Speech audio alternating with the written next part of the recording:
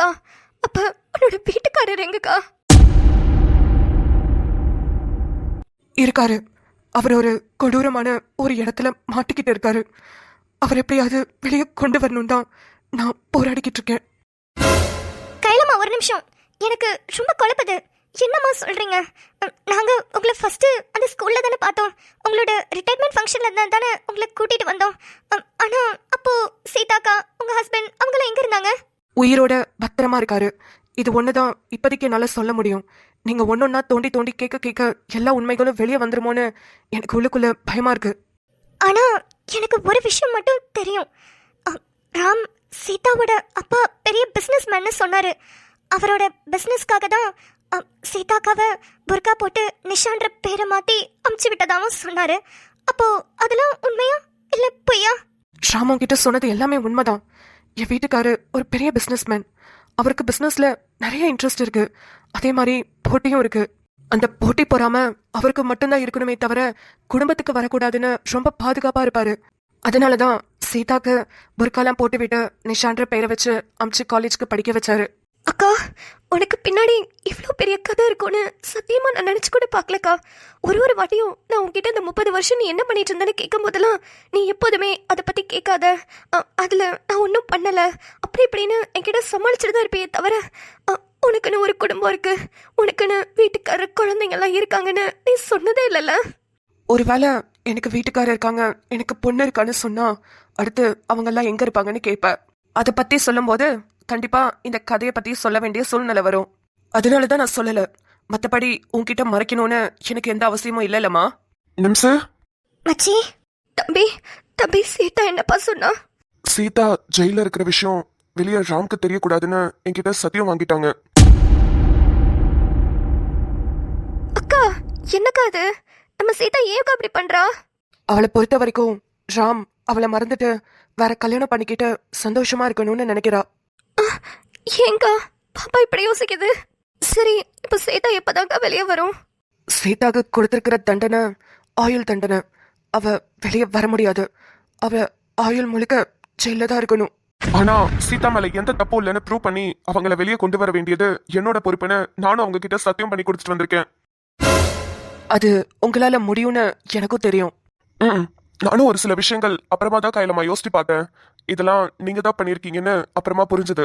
சாரிப்பா, எனக்கு வேற வழி தெரியல. புரியுதுமா. இப்ப கூட என்னால உங்ககிட்ட உண்மையை கேட்டு இந்த கேஸை க்ளோஸ் பண்ண முடியும். ஆனா சீதா இந்த விஷயத்த யார்கிட்டயுமே சொல்லக்கூடாதுன்னு நீங்க அவங்களுக்கு சத்தியம் பண்ணி குடிச்சிட்டு வந்திருக்கீங்க. அதனாலதான் உங்ககிட்ட நான் ரொம்ப விசாரிக்கல. புரிஞ்சுக்கிட்டதுக்கு ரொம்ப தேங்க்ஸ்பா. சரி, ரொம்ப நேரமா இங்கே நின்றுட்டு இருக்கோம், கிளம்பலாம் வாங்க. கிளம்பலாமா? தம்பி, சீதா அவங்களுக்கு மனசு ஏதோ கஷ்டமா இருக்கு, நான் யாரையும் பாக்குற நிலைமையில இல்ல, நீங்க கிளம்புங்கன்னு சொல்லிட்டாங்க. சரி, அப்போ நாளைக்கு வருவோம். பாவம், பிள்ளை ரொம்ப தவிச்சு போய் கிடக்கு. இந்த பிள்ளைய பார்க்கும் போதெல்லாம் எனக்கு கஷ்டமா இருக்கு. தம்பி, உங்க காலில் கூட விழுந்து கேட்குறேன் தம்பி, தயவு செஞ்சு சீக்கிரமா அது என்னன்னு கண்டுபிடிச்சு இந்த பிள்ளைய வெளியே கொண்டு வர வேலையை சீக்கிரமா ஆரம்பிங்க தம்பி. கண்டிப்பாமா. ரொம்ப நேரம் போலீஸ் ஸ்டேஷன்ல நிக்க முடியாது, வாங்க வீட்டுக்கு போலாம். ஆமா சுடர், வா போலாம். ஏய் நிம்சு, சொல்லு மச்சான். இந்த கர்ச்சிஃப் அங்க பாரு, கண்ணு வேர்க்குது பாரு, கண்ணை தொடச்சுக்கோ. அட போ மச்சி, நானே கடுப்புல இருக்கேன், இப்பதான் காமெடி பண்ணிக்கிட்டு இருக்கேன். ஹே, அப்படி என்ன கடுப்பு உனக்கு? எப்படிடா இவ்ளோ பெரிய விஷயத்த ஒரே ஓவர் நைட்ல கேட்டுட்டு வந்திருக்கோம், அப்ப எப்படி இருக்கும்? உனக்கு ஒரு மாதிரி இல்லையா? ஹே, இது மாதிரி ட்விஸ்ட நீ இப்பதான் பாக்குற. ஆனா இது மாதிரி பல ட்விஸ்ட நான் நிறைய கேசஸ்ல பாத்திருக்கேன். அதனால எனக்கு இது பெருசா இல்லைன்னு வச்சுக்கோயேன். சரி, இப்ப அடுத்து என்னமோ? அத வாங்கி இடுப்புல தடவிக்கிட்டு போய் படுக்க வேண்டியதான். அதான் அடுத்த மூவ். டேய் இல்லடி, அவ்வளவு இடுப்பு வலிக்குதுடி. சத்தியமா என்னால இன்னும் ஒரு 2 நிமிஷம் இங்க நிக்க முடியாது. வாங்க கிளம்பலாம். மச்சி, எனக்கு இத மட்டும் சொல்ல. சீதா மகாலட்சுமி அக்கா ஏன் மச்சி ஜெயில இருக்காங்க? இங்க வா, உனக்கு மட்டும் சொல்றேன். சொல்லு மச்சி. அவங்க 10 கொலை பண்ணிட்டாங்க. அதான். கொலையா? அதுவும் 10 பேரையா? 10 பேரை கொலை பண்ணியா ஆயுள் தண்டனை மட்டும் கொடுத்தாங்க? ஆமா மச்சி. சரி சரி, வாய மூடு. ஈலாம் உள்ள போய் குடும்பமே நடத்திடும் போல. சும்மா தான் சொன்னேன். அது என்ன கேஸ், என்ன டீட்டெயில்னு உனக்கு அப்புறமா எல்லாத்தையும் பொறுமையா சொல்றேன். வாங்க கிளம்பலாம்.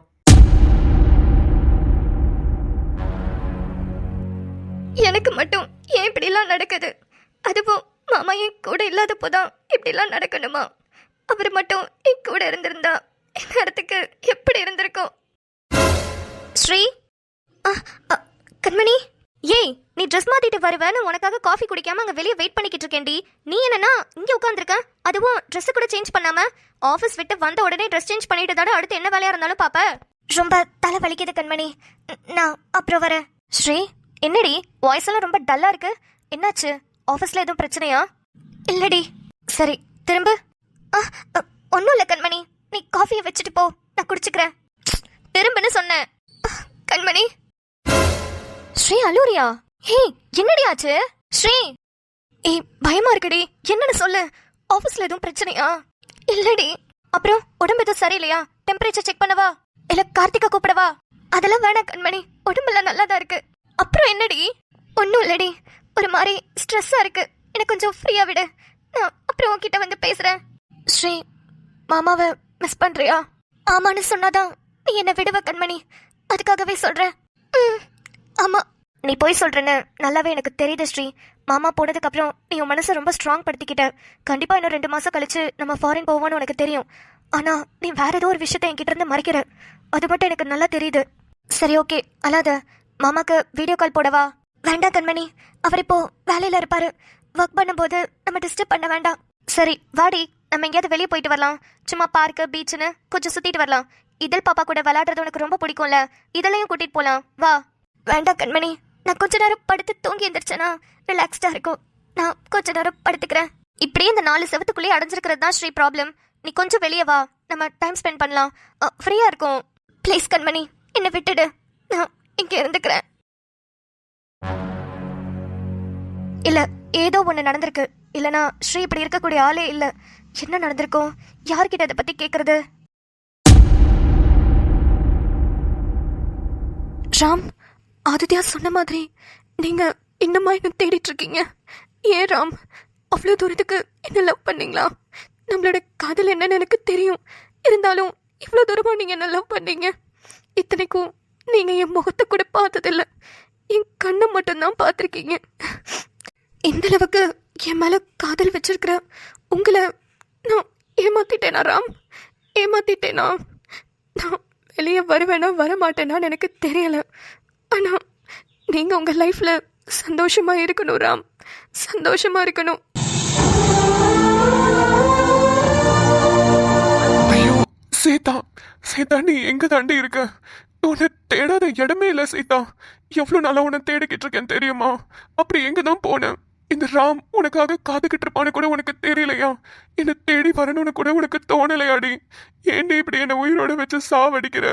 இதுக்கு நீ கடைசியா என்னை பார்த்துட்டு போன அன்னைக்கு இதுக்கப்புறம் நான் வரமாட்டேன் ராம்னு என்ன கத்தியால குத்திட்டு என்ன சாவடிச்சுட்டே போயிருக்கலாண்டி. என்ன டெய்லியும் அணுவா சாவடிச்சுக்கிட்டு இருக்க, அதுக்கு அதுவே பெட்டர், ஒரேடியா போய் சேர்ந்துருப்பேன்ல.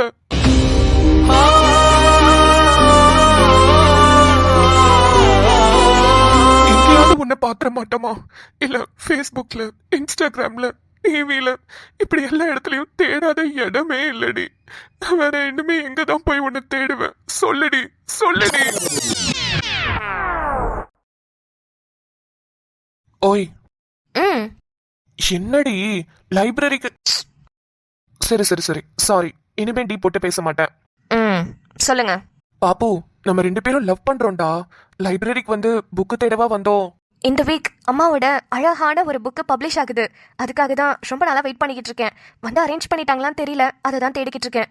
அதெல்லாம் போய் வீட்ல பாத்துக்கலாம்ல, இப்போ ஏன் கூட டைம் ஸ்பெண்ட் பண்ணு பாப்பு. ஒரு புக்கு படிக்க விடுறியா பட்டு? நீ ஒரே வீட்ல தான் இருக்கீங்க, வீட்ல போயிட்டு அம்மா கிட்ட அந்த புக்கை வாங்கி படிக்கிறதுல எவ்வளவு நேரம் ஆக போகுது உனக்கு?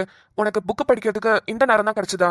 சரி ஓகே, காலேஜ் டைம்ல வேண்டாம், அட்லீஸ்ட் காலேஜ் முடிஞ்சதுக்கு அப்புறமாவது அவுட்டிங் வானா, அதுவும் வர மாட்டேங்கிற. அப்புறம் எப்பதான் நம்ம 2 பேரும் டைம் ஸ்பெண்ட் பண்றது சொல்லு? சரி சரி, சாரி, ஒரு ஆர்வத்துல வந்துட்டேன். சரி சொல்லு. அது வந்து பாப்பு. ஐய், பின்னாடி போ. என்னடி? என்னது? ஐயோ வந்துருதுடி. சரி சரி, வந்துருது பாப்பு வாயில. நீ வேற டீ போட்டு கூப்பிடக்கூடாதுன்னு ஸ்ட்ரிக்டா சொல்லியிருக்க, இருந்தாலும் வந்துருதே. எனக்கு இந்த வாடி பொடின்னு பேசுறது, வாடப்படான்னு பேசுறதுல சுத்தமா பிடிக்காது. அதுவும் நம்ம பார்ட்னர்ஸ் ஆக போறோம், கப்பல்ஸ் ஆக போறோம். அப்படி இருக்கும்போது நம்ம அப்படிலாம் பேசிக்க கூடாது. எனக்கு புரியல, நீ என்ன ரூல்ஸ் வச்சிருக்க? கப்பிள்ஸ்லாம் அப்படிதான் பேசிப்பாங்க, அதுதானே நல்லா இருக்கும். யாரு வேணாலும் எப்படி வேணாலும் பேசிக்கிட்டோம், அதை பத்தி எனக்கு பிரச்சனை இல்லை. ஆனா எனக்கு நீ உனக்கு நான் இருக்கும்போது நம்ம 2 பேரும் ஒருத்தருக்கு ஒருத்தர் மரியாதை கொடுத்து தான் நடந்துக்கணும். நானும் உன்னை வாடா போடான்னு சொல்ல மாட்டேன், நீயும் என்ன வாடி போடின்னு சொல்லாத. ஓகே? என்ன பட்டு?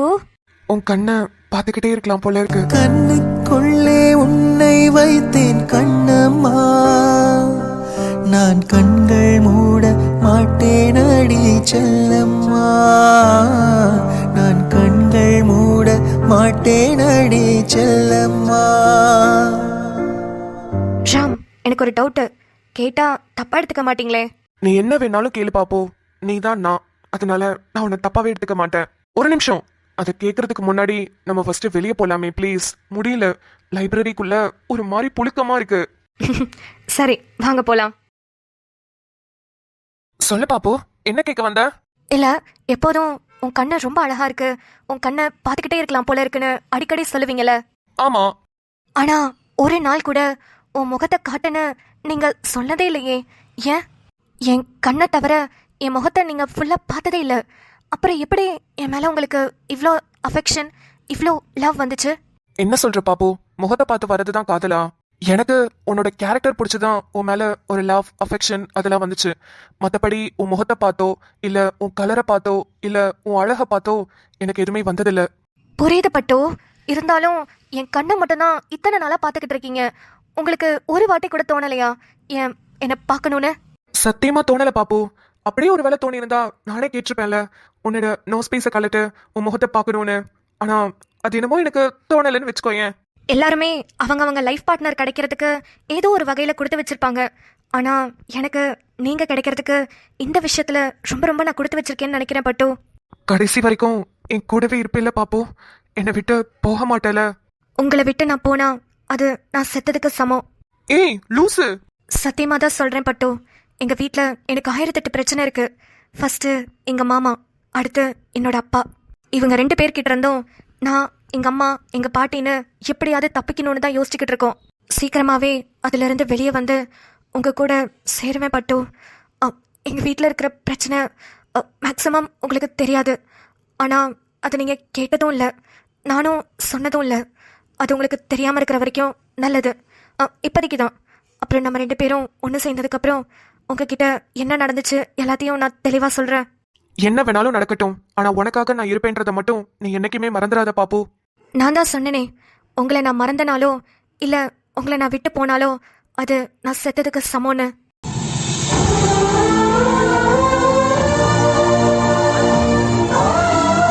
நீ என்னை விட்டு போனா நீ செத்ததுக்கு சமம்னு நீ எனக்கு சொன்னல பாப்பு. அப்போ நீ எங்கடி இருக்க? எனக்கு பயமா இருக்கு பாப்பு. 7 வருஷமா நீ கிடைக்காம நான் தேடிக்கிட்டு இருக்கேன். வெறும் உன் கண்ணை மட்டும் வச்சுக்கிட்டு நான் எங்க போய் உன்னை கண்டுபிடிப்பேன் சொல்லு? உனக்கு தான் என்ன தெரியும்ல, என்ன தேடி வந்துரு பாப்பு ப்ளீஸ்.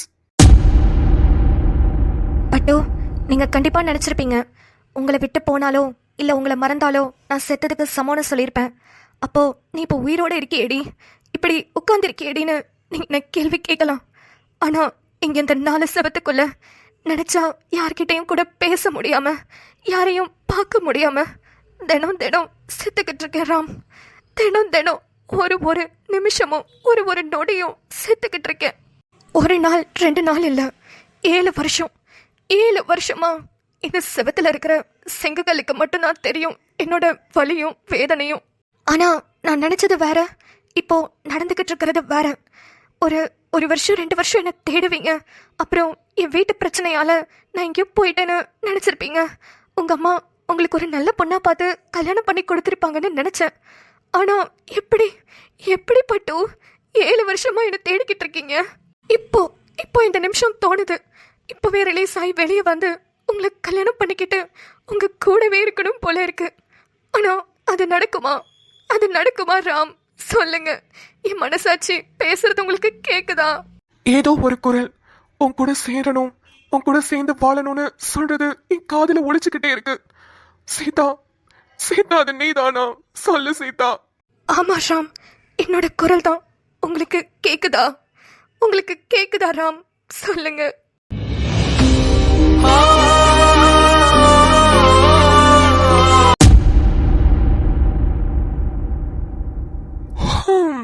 செம்ம டயர்டா இருக்குப்பா. கொஞ்ச நேரம் தூங்கி எந்திரிச்சாதான் செட் ஆகும். தூங்கிட்டீங்களா கார்த்திக்? ஆ, ஆ, ஏய் என்னடி? இப்ப எதுக்கு நீங்க தூங்குறீங்க? எதுக்குடி தூங்குவாங்க? தூக்கம் வருது அதனால தூங்குறேன். இதெல்லாம் ஒரு கேள்வின்னு நான் எழுப்பி வேற கேக்குறேன். சாயந்தரம் 5 மணிக்கு போய் யாராவது தூங்குவாங்களா? நான் தூங்க வேண்டிய எனக்கு தூக்கம் வருதுடி. இப்போ உனக்கு என்ன பிரச்சனை? எந்திரிச்சு வாங்க. போடி என்கிட்ட. இவளுக்கு வேலை இல்லைன்னு நம்ம உயிரை வாங்கிட்டு இருக்கா. ஆ, ஏய் ஏன்டி என்ன அடிச்ச? எந்திரிங்கன்னு சொல்லிக்கிட்டு இருந்தா மறுபடியும் படுத்து தூங்கிட்டு இருக்கீங்க. பின்ன அடிக்காம கொஞ்சம் வாங்களா? எந்திரிங்க. இப்ப தெரியுதுடி ஏன் எல்லா பசங்களுக்கும் கல்யாணத்துக்கு அப்புறம் stress, depression, low BP, high BP, low sugar, high சுகர்னு எல்லாம் வருதுன்னு. தெரியுதா? நேரங்கட்ட நேரத்துல தூங்குனா அப்படிதான் வரும். ஓ, கல்யாணத்துக்கு அப்புறம் தான் எல்லாரும் நேரங்கட்ட நேரத்துல தூங்குவாங்களா? நீங்க கல்யாணத்துக்கு அப்புறம் நான் சொன்னீங்க? ஆமா, இந்நேரத்துக்கு நான் மட்டும் தனியா இருந்திருந்தேன்னு வச்சுக்கோயேன், இழுத்து போத்திட்டு ஏசிய போட்டு செம்மையா ஒரு தூக்கம் தூங்கியிருப்பேன். ஆனா நீ என்ன தூங்கவே விட மாட்டேங்கிற, அடிக்கிற, என்ன டார்ச்சர் பண்ற. உன்னை ஹியூமன் ரிசோர்ஸ்ல கம்ப்ளைண்ட் பண்றேன் இரு. தாராளமா போய் கம்ப்ளைண்ட் பண்ணுங்க கார்த்திக். ஆனா அதுக்கு முன்னாடி என்னையும் ரோஜாவையும் வெளியே கூட்டிட்டு போங்க. ஏன் நீங்க 2 பேரும் போனா போயிட்டு வாங்களேன். அதுக்கு எதுக்கு என்கிட்ட வந்து கேக்குற? ஐயோ கார்த்திக், நானும் ரோஜாவனா வண்டியிலே போயிருவோம். ஆனா இதழ் குட்டியும் வரால. ஈவினிங் டைம்லலாம் வண்டியில கூட்டிட்டு போனா அவளுக்கு சளி பிடிச்சிடும், ஃபீவர் வந்துடும், காத்து அந்த மாதிரி அடிக்குது. அதனால கார் எடுத்துட்டு போலாம் ப்ளீஸ். ஓ, உங்களுக்கு டிரைவர் வேலை பார்க்கணுமோ? என்ன கார்த்திக் பொசுக்குன்னு இப்படி சொல்லிட்டீங்க? உனக்கு தான் கார் ஓட்ட தெரியும்லடி. எனக்கா? தெரியாதே. இங்க வா. வேணாம், எதுவா இருந்தாலும் டிஸ்டன்ஸ்ல இருந்தே பேசுங்க. நான் தானடி உனக்கு கார் ஓட்ட கத்து கொடுத்தேன். அப்படியா? என்ன கார்த்திக் சொல்றீங்க? நீங்களா எனக்கு கத்து கொடுத்தீங்க? ஆனா எனக்கு கார் ஓட்டவே தெரியாதே கார்த்திக். கார்த்திக் காது வலிக்குது. கார்த்திக் விடுங்க கார்த்திக் ப்ளீஸ் விடுங்க, காது வலிக்குது. சொல்லு, கார் ஓட்ட தெரியுமா தெரியாதா? தெரியும் வலிக்குது கார்த்திக். தெரியும், எனக்கு கார் ஓட்ட தெரியும். தெரியும். அப்புறம் எதுக்கு என்ன வந்து எழுப்புன? இல்ல கார்த்திக், ரோஜா வந்ததுல இருந்து அழுதுகிட்டே இருக்கா. என்னன்னு போய் கேட்டாலும் சொல்ல மாட்டேங்கிறா. நானும் பேங்க்ல ஏதாவது ப்ராப்ளமா இல்ல உனக்கு ஏதாவது உடம்பு சரியில்லையா எல்லாமே கேட்டு பார்த்துட்டேன். அவ எதுக்குமே ஒழுங்காவே ரெஸ்பான்ஸ் பண்ண மாட்டேங்கிறா. அப்புறம் மாமாவை ரொம்ப மிஸ் பண்றியான்னு கேட்டேன். ஆமான்னு சொன்னா. ஆனா என்னால நம்ப முடியல. என்ன கண்மணி சொல்ற?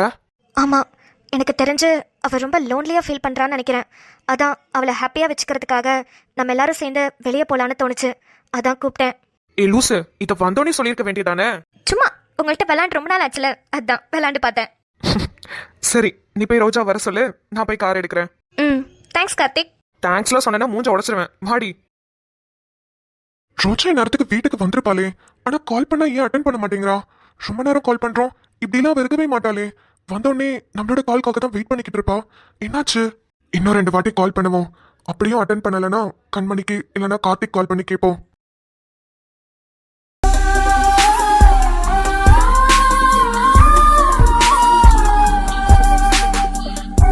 கால் அட்டன் பண்ணல. சரி, கண்மணிக்கு கால் பண்ணி கேட்போம். ஹலோ மாமா. கண்மணி, ரோஜா வீட்டுக்கு வந்துட்டாளா? வந்துட்டா மாமா. நீங்க ரோஜா கிட்ட பேசுனீங்களா? அவளுக்கு தான் கால் பண்ணிக்கிட்டே இருக்கேன், கால் அட்டன் பண்ணவே மாட்டேங்கிறா. ஏன், எங்க இருக்கா? வீட்ல தான் மாமா இருக்கா. ஏன் மாமா, மதியானம் ரோஜா கால் பண்ணி ஏதாவது சண்டை போட்டீங்களா? சண்டையா? அதெல்லாம் ஒன்றும் இல்லையம்மா. நான் காலையில கால் பண்ணேன், நல்லதான் என்கிட்ட ஜாலியா பேசிக்கிட்டு இருந்தா. நான் பேங்குக்கு போறேன் மாமா, மதியானம் கால் பண்றேன்னு சொன்னா. அப்புறம் மதியானமும் பேசினா, ஆனா 2 நிமிஷம் தான் பேசினா. டைம் ஆயிடுச்சு மாமான்னு அப்பவும் ஜாலியா தான் பேசினா. சண்டைலாம் ஒன்றும் போட்டுக்கலையே. ஏமா, என்னாச்சு? இல்ல மாமா, சும்மா தான் கேட்டேன் தெரிஞ்சுக்கிறதுக்காக. அவ நல்லா தான் இருக்கா, ரூம்ல தூங்கிட்டு இருக்கா. அதான் நீங்க கால் பண்ணது அவளுக்கு கேட்கலன்னு நினைக்கிறேன். ஒருவேளை சைலண்ட்ல போட்டிருப்பான்னு நினைக்கிறேன். தூங்குறாளா? அவ இந்த டைம்ல தூங்க மாட்டாளே. தெரியல மாமா, ஒரு மாதிரி டயர்டா இருக்குன்னு சொன்னா. அதான் தூக்கம் வந்துச்சுன்னு நினைக்கிறேன். தூங்கிட்டு இருக்கா. நான் எந்திரிச்சோன்னே உங்களுக்கு கால் பண்ண சொல்றேன் மாமா. கண்மணி, ரோஜாவை பத்தி எனக்கு நல்லா தெரியும். நீ கிட்ட இருந்து எதுவும் மறைக்கிற சொல்லு. அவளுக்கு ஏதாவது பிரச்சனையா? பிரச்சனைலாம் ஒன்றும் இல்லை மாமா, நல்லா தான் இருக்கா. அதான் சொன்னேல, தூக்கம் வந்துச்சு போல, டயர்டா இருக்குன்னு சொன்னா தூங்கிட்டு இருக்கா. சரி, தூங்கிட்டு தானே இருக்கா. அவகிட்ட போனை கொடு, நான் அவகிட்ட 2 வார்த்தை பேசிக்கிறேன். ஐயோ, ஸ்ரீ அழுதுட்டு இருக்கிறது தெரிஞ்சா மாமா ரொம்ப கஷ்டப்படுவாருன்னு நினைச்சுதான் அவ தூங்கிட்டு இருக்கான்னு போய் சொன்னோம். இப்ப என்ன எழுப்பி கொடுக்க சொல்றாரு? மாமா, அவன் நல்லா தூங்கிட்டு இருக்கா. அப்புறமா கண்மணி, இப்ப கொடுக்க போறியா இல்லையா? மாமா மாமா அவ என்னன்னு தெரியல, வந்ததுல இருந்து அழுதுகிட்டே இருக்கா. கேட்டா எதுவுமே சொல்ல மாட்டேங்கிறா. அதான் பயமா இருக்கு. என்ன கண்மணி சொல்ற? வந்ததுல இருந்து அழுதுகிட்டே இருக்காளா?